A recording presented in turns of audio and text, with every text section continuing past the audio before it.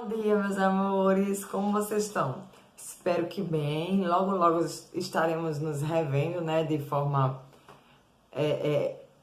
online, não presencial ainda, mas contando os dias para que essas aulas presenciais voltem. Estou estudando? Espero que sim. Como eu falei para vocês, a prova vai ter, então temos que estar preparados. Diante das redações que eu recebi de alguns de vocês, que não foram todos que me enviaram, inclusive eu disponibilizei meu WhatsApp para vocês estarem enviando, mas eu acho que também que a plataforma estava apresentando algum problema que a gente não conseguia, vocês não conseguiam fazer a devolutiva da redação.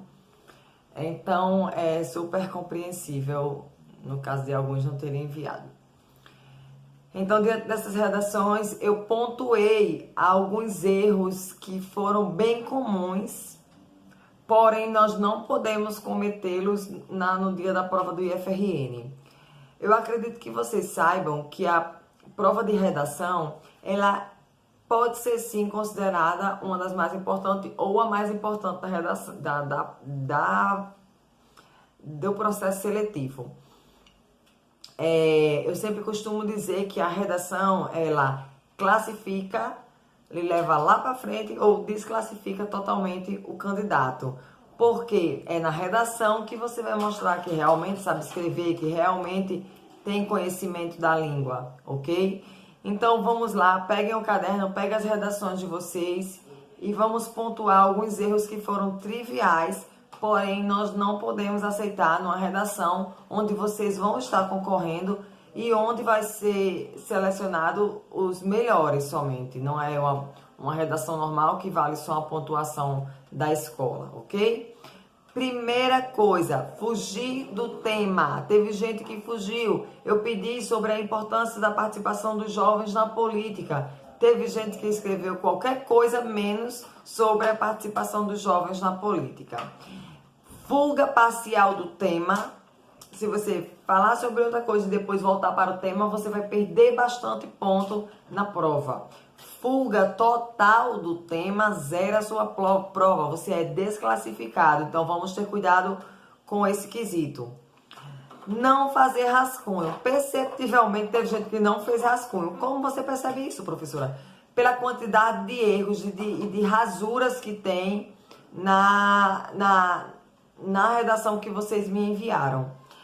Se você faz um rascunho, você está dando a oportunidade para não cometer esses erros na folha definitiva da redação, ok? É o rascunho que vai fazer você não errar na folha definitiva, que é aquela folha que vai ser avaliada.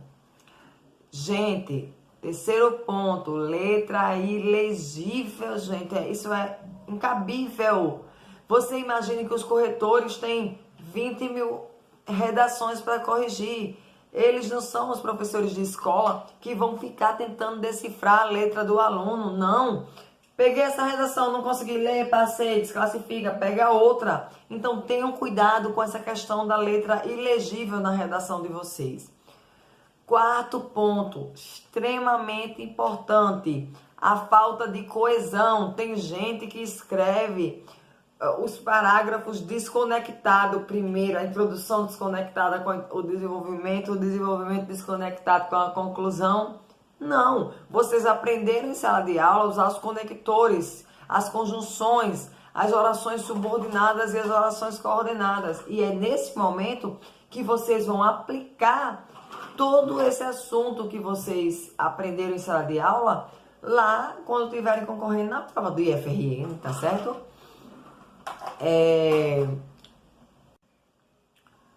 Outro ponto, ser coerente. Eu não posso falar que a capital da Argentina é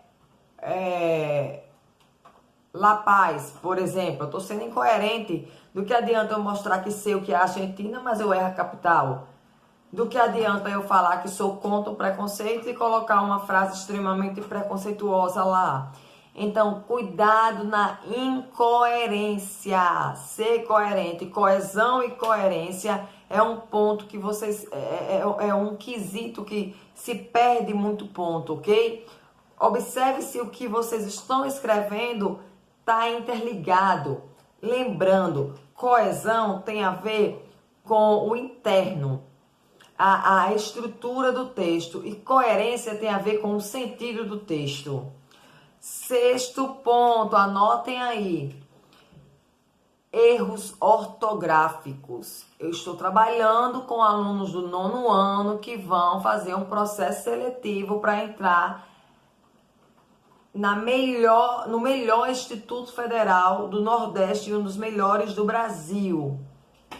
Então, é incabível tantos erros primários de português, de língua portuguesa, a língua que vocês falam e estudam desde pequeno, tá certo? Então, prestem atenção. Se vocês percebem que tem dificuldade no SSS, C, C cedilha, estudem isso. Vocês não são obrigados a estudar só o que está em sala de aula, só o que a professora passa em sala de aula. Eu tenho consciência dos meus erros, das minhas fraquezas, das minhas dificuldades, então eu vou trabalhar em cima dele. Precisa nem dizer a ninguém, não precisa nem falar para a professora. Estudar. Tudo isso que vocês estão vendo, que vocês estão precisando usar, vocês já viram em sala de aula nos anos anteriores. Então é revisar mesmo, estudar o que vocês acham que tem dificuldade. Sétimo erro, que também pode levar a uma complicação gravíssima. Escrever períodos longos. Na hora que você escreve períodos longos, você corre um grande risco de errar na concordância. Concordância nominal e concordância verbal, que não é assunto tão fácil. Vamos lá, continuando.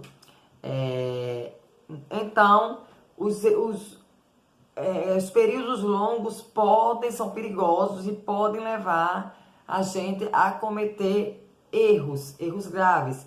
Um período, um parágrafo, ele não deve ser muito longo, a não ser o desenvolvimento. No desenvolvimento você pode escrever ele sim de 15 a 20 linhas e os períodos sejam fragmentados em períodos menores.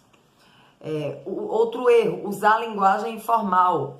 Por exemplo, professora, gírias. Eu percebo que vocês, no hábito, eu acho que do internetês, acabam trazendo isso para uma redação oficial e não pode. Vamos procurar usar a linguagem mais formal possível, ok? Nono erro, também muito grave. Frases ambíguas. O que é ambiguidade, gente? O que são frases ambíguas? É uma frase que contém ou pode conter duplo sentido. Cuidado, você acaba fugindo do tema, você acaba sendo incoerente com uma frase ambígua. Tenham muito cuidado com isso. Observe se o que você escreveu não dá margem para ter um segundo entendimento, uma segunda compreensão, ok? Décimo erro. Entregar outro tipo de texto. Cuidado com a tipologia textual. O que eu pedi lá foi um texto dissertativo ou argumentativo. E o que muitos me entregaram foi um parágrafo, foi uma citação, foi um artigo, vamos dizer assim, tá certo? Então, vamos obedecer a tipologia textual e o gênero pedido também. E a última dica, último erro bastante grave para essa aula de hoje, porque eu poderia citar vários outros, é não defender seu ponto de vista. Gente, o que vai levar você para frente ou não, o que vai fazer você ultrapassar seus concorrentes ou não, são os pontos de vistas. É defender o ponto de vista, é o famoso argumento. Então, gente, continuando, não defender o ponto de vista é um erro gravíssimo, gravíssimo. Você não precisa, como eu falei algumas vezes aqui, o que eles querem não é saber seu ponto de vista, é saber se você sabe defender ele, sustentar ele, com base em que você chegou a essa conclusão. E isso se dá com os argumentos. Então, não defender o ponto de vista é um erro extremamente grave e que vocês têm que aprender a defender. Senão, a nota será baixíssima e vocês serão desclassificados. o que eu acredito que não vai acontecer com o aluno da Graus, porque o aluno da Graus é top, tem perfil total para botar a concorrência no chinelo, tá certo? Espero que eu tenha esclarecido algumas dúvidas. Teremos mais encontros, podem me procurar, sou completamente disponível para vocês. Espero realmente vê-los, estou morrendo de saudade, morrendo de saudade. Espero que esteja todo mundo bem, curtindo a quarentena em casa, se cuidando, porém estudando, que é o mais importante, tá certo? Vamos ficar por aqui até nossa próxima aula. Um beijo de tia Mari, tá certo?